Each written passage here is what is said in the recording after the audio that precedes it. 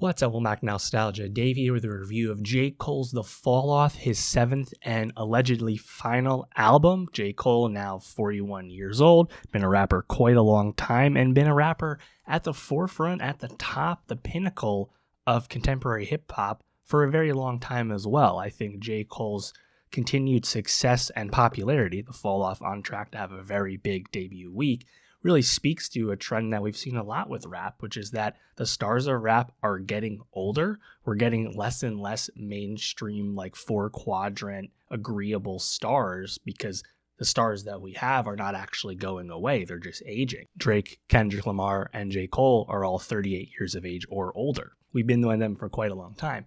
In the case of J. Cole, of course, his last proper album, The Off Season, was back in 2021, but almost 2 years ago in 2024, of course, we had the infamous Might Delete Later mixtape featuring none other than the since deleted 7-minute drill song, where Cole kind of stepped forward and asserted himself into the nascent beef between Drake and Kendrick that, of course, we know dominated rap in 2024. And that was Cole's follow-up to setting it off in earnest, talking about the big three on the song First Person Shooter from Drake's previous album at the end of 2023. So Cole bowing out of that beef before it really started and deleting the song and publicly apologizing to Kendrick Lamar on stage, and really felt like a stature fall from grace from Cole in a certain respect.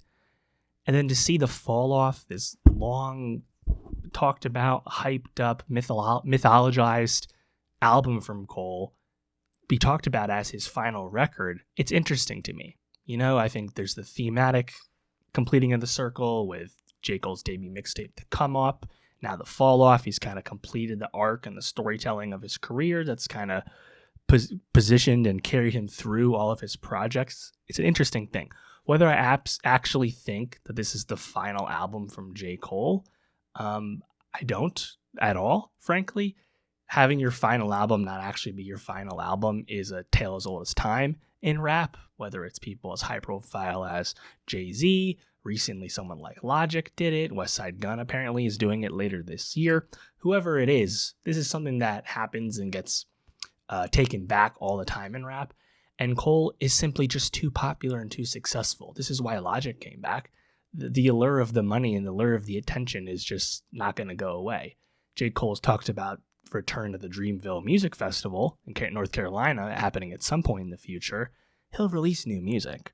So positioning this as the final conclusion of his musical arc, and he's just gonna kind of coast on vibes moving forward, maybe I can get more on board with that, but yeah, I'm just not gonna believe it until I really see it. After the years of hype and anticipation for J. Cole's The Fall Off, and it now being positioned as his final album, I'm quite disappointed at the extreme length and lack of editing that Cole has given us with this album. 2 discs, 24 songs, an hour and 41 minutes long. This is not actually his magnum opus. There's a lot of fluff and fat here that could have been cut. And it's disappointing because there's a lot of great tracks here. There's a lot of classic Cole stuff going on the Fall Off that if we just trim the fat, we could have put more attention on the best of the best here. Storytelling songs from other people's point of views. Really introspective and reflective commentary on the passage of time and acknowledgement of his older age in hip hop. Lighter, fun, high energy bangers. All of that's here. All this stuff we associate with Cole at his best is on this album. I just really wish he could have trimmed this a bit because it's just too inconsistent.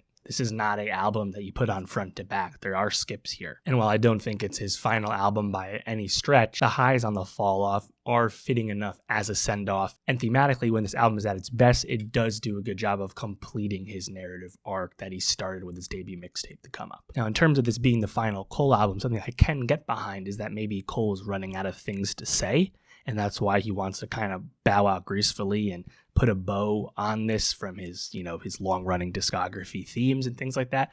That would make more sense to me because I think lyrically we've kind of seen Cole on a downward trend. I wouldn't call it a downward spiral. He's not been falling off with rapid expediency or anything like that, but Cole has crested in terms of being at his best. I think when we think about the best stuff from Cole, we're talking about stuff that's 10 plus years old at this point. I don't think this album necessarily changes people's feelings about that, right? People are going to go to 2014 Forest Hills Drive and Born Sinner more than this album, the way they do more than The Off Season and the way they do more than KOD. Like, that's just the way it's been. And we think about Cole's quick reluctance to actually really engage in any sort of rap beef, playful or serious, talking a lot about his fatherhood on this album. Maybe he wants to just officially and formally become an old head in rap because, as a, soul wise, maybe he's felt he's been there for quite some time.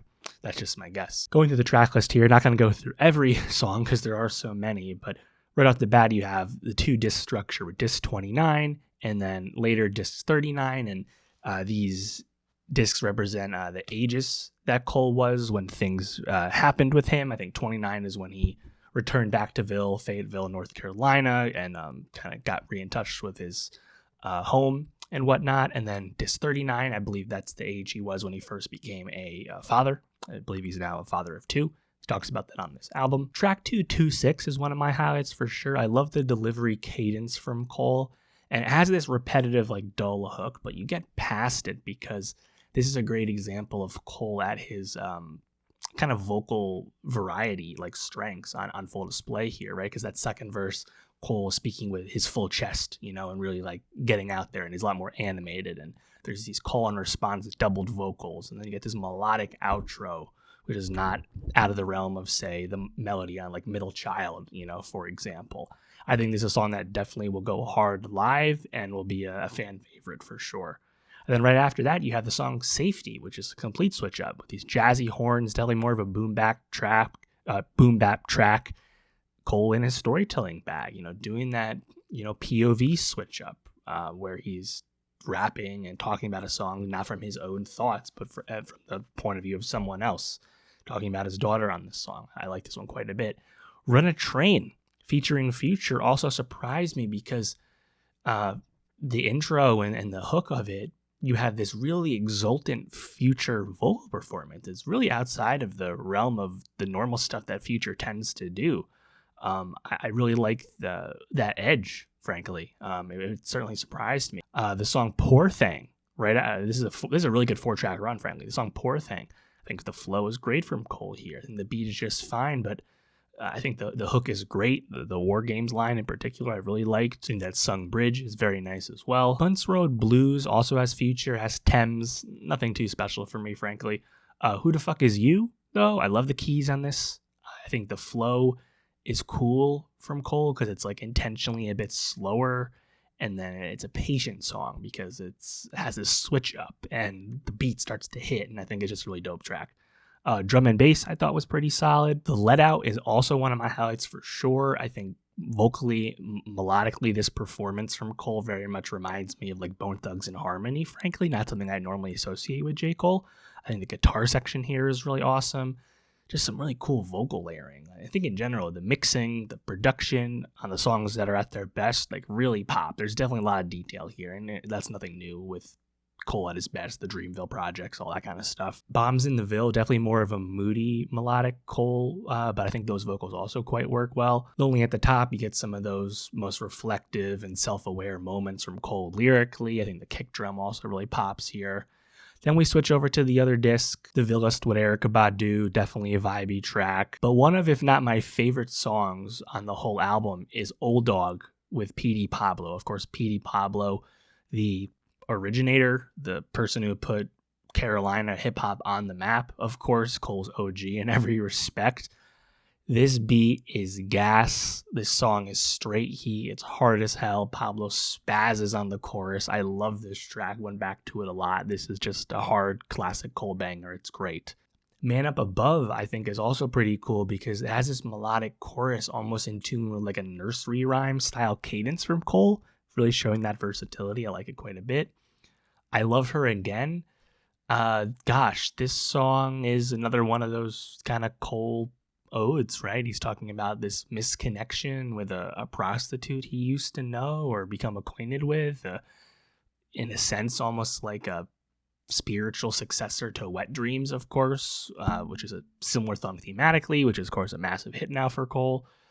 There is I think a pretty groaner OnlyFans bar on this track, which is just like you see it coming like 4 bars before he actually gets it out, which is always frustrating. Cole is prone to do that from time to time. And then conceptually, one of the coolest tracks is What If, which features Murray, also from Fayetteville, also on Dreamville, one of his newer collaborators, but someone with a clear connection with Cole. And this is a song about what if Tupac didn't die, and talking about letters and alternate futures and things like that. Definitely a cool song. I think the outro is way too drawn out though on that track. It just kind of takes forever for the song to end. But overall, I appreciate the sentiment and the concept of the track.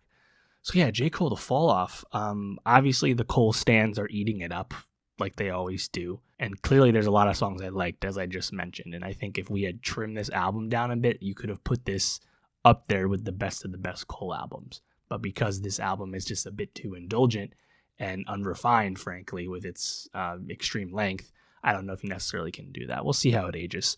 And yeah, place your bets. Leave a comment. When will Cole break his retirement, so to speak? I don't know if he's really even put a finer note on how he's defining this, but when will the next Cole album come out? When do you think it'll happen? My guess would be he'll take like a decent break, but come back in like 2030 or so. So like 4 years, 4.5 years. That's my guess. Let me know what you think. And for more music reviews, more rap reviews, subscribe. And I'll see you next time.